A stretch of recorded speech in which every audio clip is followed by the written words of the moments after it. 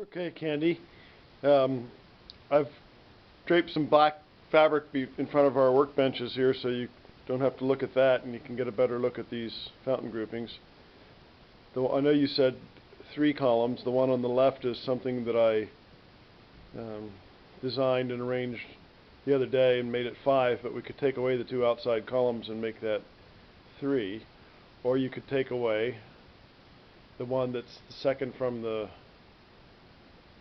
right and the shortest one on the left, make it 3 columns. See, just going for staggered elevation, whatever pleases your eye. So that's one grouping, and then the one in the center of this frame now is, I should tell you, the first one is the tallest one in that grouping of 5 is 51 inches. And I really do believe that, given the scale, the vertical height, right above this bed of your house, I certainly think that it's not too tall. If you can swing it financially. But this one in the center here is 59 inches, the tallest one in the center grouping. And maybe when you refer back to these, you can look at the counter, the seconds, minutes and seconds, and tell me which one, identify them that way. This one is the tallest one.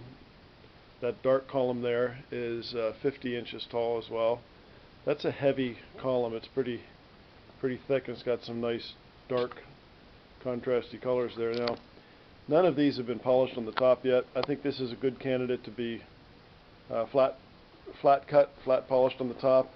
This one here has been around for a while, and I think I'm not quite thrilled with this look of bringing that polish down so far, and I thought this would probably be a good one to cut off a little shorter and make it flat.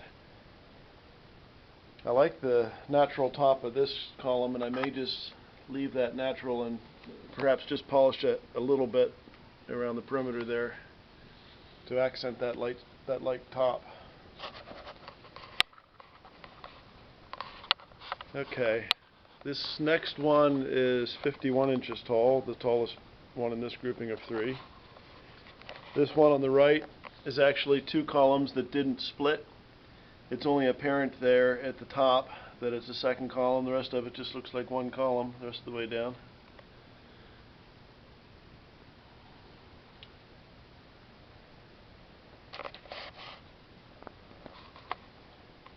Okay, this is probably the highest contrast piece I've got right now to work with.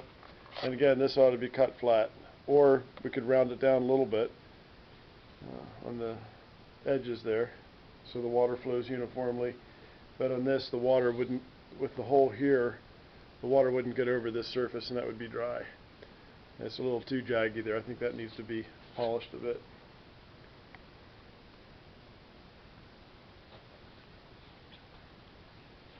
Some real nice coloration in this guy too.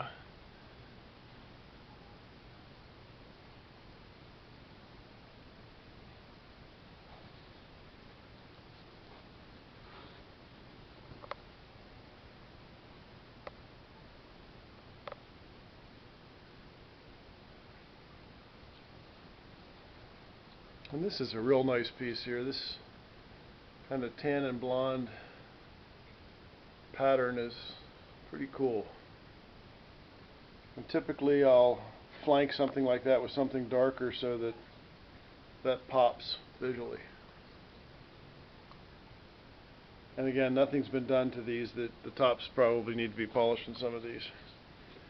And here's another, I'll back up so you can see the whole thing in one view.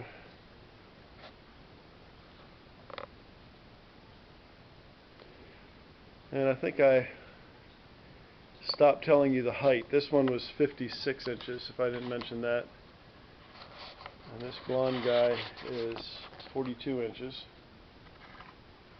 That'd be as small as I would recommend you going with your space. That might be a little small.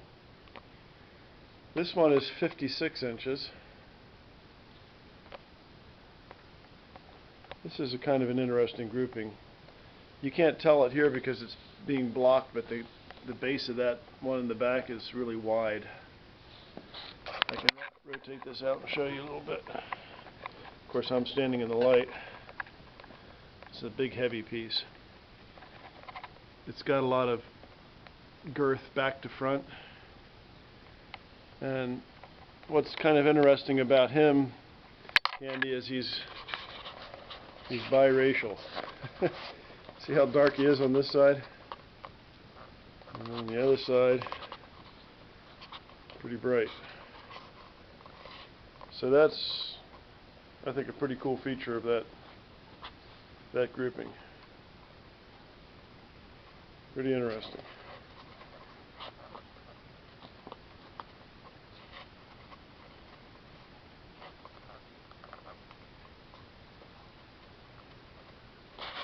Okay, here's the last grouping. That one, if I didn't say, that's 56 inches tall, this last one, the tallest one. And the tallest column in this last group is the tallest of them all, I believe, at 59 inches. This has got a real interesting shape to it. And of course I can mix and match any of these. I can play further. If there's a certain column that you particularly like, and you'd like me to spend more time experimenting with other groupings and so forth, I can certainly do that. Now, I'll get this one out of the way. This one has such interesting motion going on with these lines on it. I think I might even accentuate that a little bit.